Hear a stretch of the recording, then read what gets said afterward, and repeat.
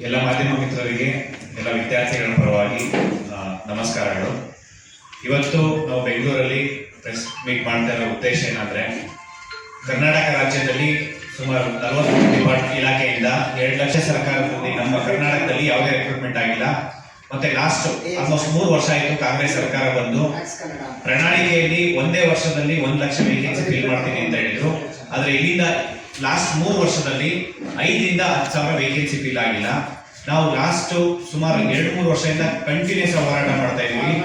Last 5-6 ವರ್ಷದಿಂದ ಯಾಕೆ recruitment ಆಗಿಲ್ಲ ಅಂದ್ರೆ, 2 ವರ್ಷ ಕೋವಿಡ್ ಇಯರ್ ಯಾವ್ದು ರಿಕ್ರೂಟ್ಮೆಂಟ್ ಆಗಿಲ್ಲ, 1 ವರ್ಷ ಎಲೆಕ್ಷನ್ ಇಯರ್, ಮತ್ತೆ ಈಗ ಲಾಸ್ಟ್ 7 ವರ್ಷದಿಂದ ಒಂದು ಒಳ ಮೀಸಲಾತಿ ಅಂತ ಹೇಳ್ಕೊಂಡು ಸರ್ಕಾರ ನೆಪ ಹೇಳ್ತಾ ಇದೆ ಅಷ್ಟೇ.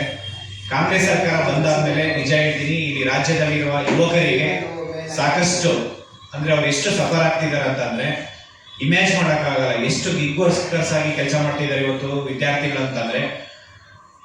ಝೊಮ್ಯಾಟೊ, ಸ್ವಿಗ್ಗಿ ಪಾರ್ಟ್ ಟೈಮ್ ಕೆಲಸ ಮಾಡಿಕೊಂಡು, ಓಲಾ ಊಬರ್ ಡ್ರೈವರ್ ಕೆಲಸ ಮಾಡಿಕೊಂಡು, ಅಲ್ಲಿ ತರಕಾರಿ ಅಂಗಡಿ ಶಾಪ್ ಕೆಲಸ ಮಾಡಿಕೊಂಡು ಎಷ್ಟೋ ಜನ ವಿದ್ಯಾರ್ಥಿಗಳು ಇವತ್ತು ಗಾಡಿ ಓಡಿಸ್ಕೊಳ್ತಿದ್ದಾರೆ.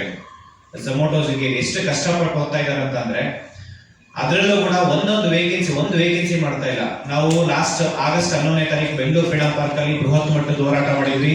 ಅದಾದ್ಮೇಲೆ ಧಾರವಾಡದಲ್ಲಿ ಸುಮಾರು 50ರಿಂದ 60 ಸಾವಿರ ಜನ ವಿದ್ಯಾರ್ಥಿಗಳು ಸೇರ್ಕೊಂಡು ಹೋರಾಟ ಮಾಡಿದ್ವಿ ಅಖಿಲ ಕರ್ನಾಟಕ ರಾಜ್ಯ ವಿದ್ಯಾರ್ಥಿ ಸಂಘಟನೆಯಿಂದ.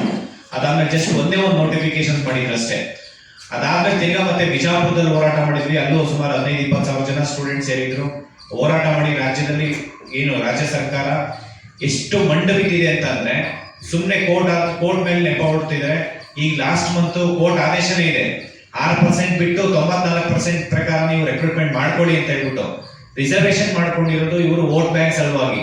ಆದ್ರೆ ಇಷ್ಟೆಲ್ಲ ಪ್ರಾಬ್ಲಮ್ ಆಗ್ತಾ ಇರೋದು ವಿದ್ಯಾರ್ಥಿಗಳಿಗೆ.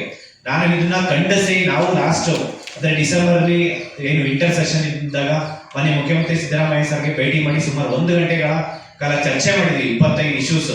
ನಾವು ಹಿಂದೆ ಸಾಕಷ್ಟು ಪ್ರೆಸ್ ಮೀಟ್ ಮಾಡಿದ್ವಿ, ಮತ್ತೆ ಹೋರಾಟನೂ ಮಾಡಿದ್ವಿ, ವಯೋಮಿತಿ ಜಾಸ್ತಿ ಮಾಡಿ ಅಂತ ಹೇಳಿ. 5 ವರ್ಷ ವಯೋಮಿತಿ ಕೇಳಿದ್ವಿ ನಾವು, 5 ವರ್ಷ ವಯೋಮಿತಿ ಕೊಟ್ಟಿದ್ದಾರೆ. ಆದ್ರೆ ರಾಜ್ಯದ ಯುವಕರು ಏನಂತಂದ್ರೆ, ಇವರು ವಯೋಮಿತಿ 5 ವರ್ಷ ಕೊಟ್ಟಿದ್ದಾರೆ ಅಂತಾದ್ಮೇಲೆ ರಿಕ್ರೂಟ್ಮೆಂಟ್ಸ್ ನೇಮಕಾತಿ ಪ್ರಾರಂಭ ಮಾಡ್ತಾರೆ ಅಂತ ಲಾಸ್ಟ್ 2 ತಿಂಗಳಿಂದ ವೆಯ್ಟ್ ಮಾಡಿದ್ವಿ.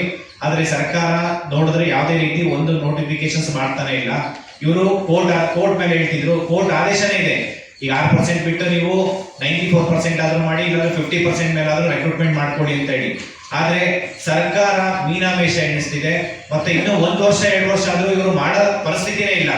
ಅದಕ್ಕೆ ಎಲ್ಲ ವಿದ್ಯಾರ್ಥಿಗಳಿಗೆ ಮತ್ತೆ ಎಲ್ಲ ಮಾಧ್ಯಮ ಮಿತ್ರರಿಗೆ ನಾನು ಕೇಳ್ಕೊಂಡೇನಪ್ಪಾ ಅಂತಂದ್ರೆ, ಸರ್ಕಾರದ ಮೇಲೆ ನಾವು ಒತ್ತಡ ಇರ್ತಾ ಇದೀವಿ. ಈ ಕೂಡಲೇ ಪ್ರತಿಯೊಂದು ಇಲಾಖೆಯಿಂದ ನೇಮಕಾತಿ ಪ್ರಕ್ರಿಯೆ ಪ್ರಾರಂಭ ಮಾಡಬೇಕು. ಇದನ್ನ ನಾವು ಖಂಡಿಸಿ ಇದೇ ಫೆಬ್ರವರಿ 11ನೇ ತಾರೀಕು ಬುಧವಾರ ಬೆಂಗಳೂರು ಫ್ರೀಡಂ ಪಾರ್ಕ್ ಅಲ್ಲಿ ಒಂದು ಬೃಹತ್ ಮಟ್ಟದ ಹೋರಾಟ ಮಾಡ್ತಾ ಇದೀವಿ. ಈ ಒಂದು ಹೋರಾಟದಲ್ಲಿ 43 ಇಲಾಖೆಯಿಂದ 2,84,000 ಖಾಲಿ ಹುದ್ದೆಗಳಿದ್ದಾವೆ. ಟೀಚರ್ ವೇಕೆನ್ಸಿನೇ ಸುಮಾರು 80,000 ಹುದ್ದೆ ಖಾಲಿ ಇದ್ದಾವೆ.